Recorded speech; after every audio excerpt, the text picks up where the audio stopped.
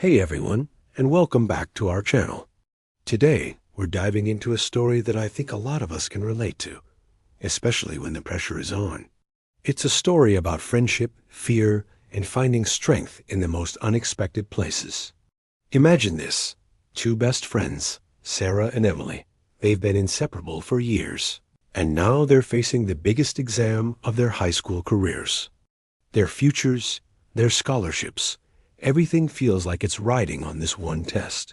They've spent weeks studying together, quizzing each other late into the night, fueled by coffee and a shared dream of getting into the same college.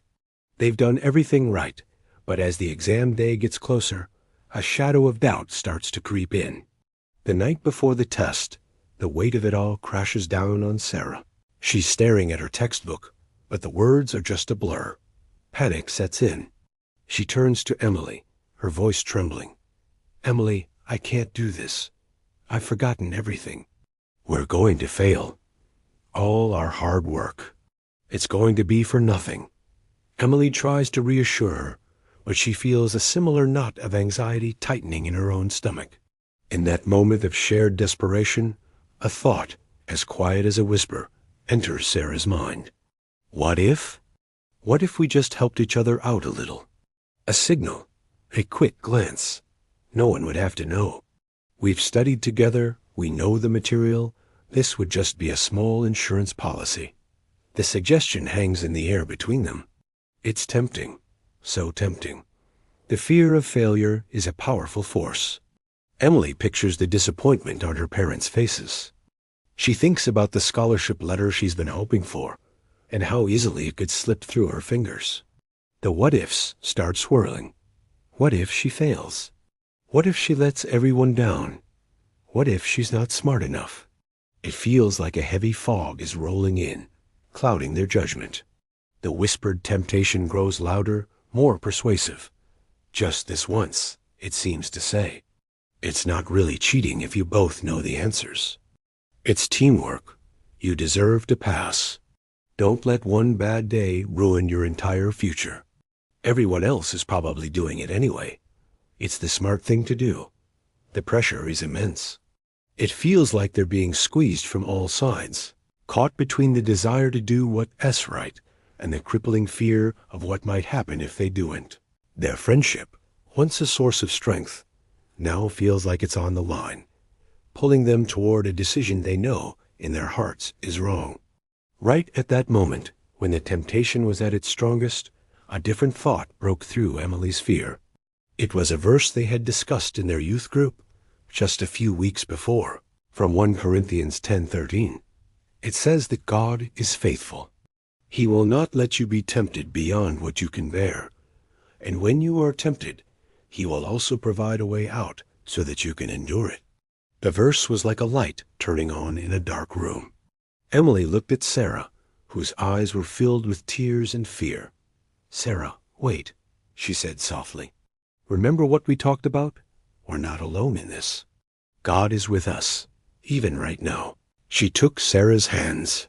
"We don't have to give in to this fear. Let's just pray. Let's ask for help." In that quiet moment, surrounded by textbooks and notes, they bowed their heads. They didn't use fancy words. They just spoke from their hearts.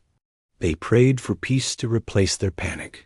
They prayed for the strength to be honest, no matter the outcome.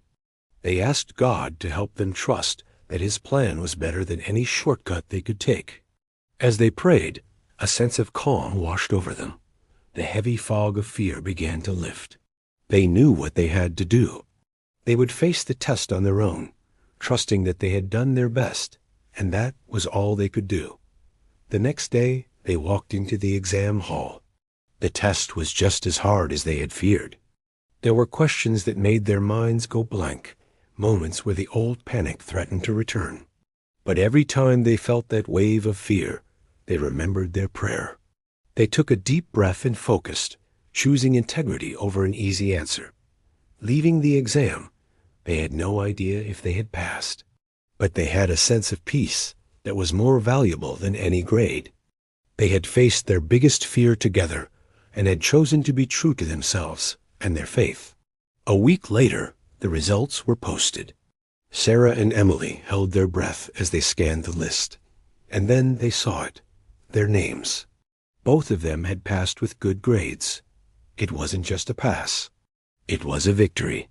Later that day, their teacher pulled them aside.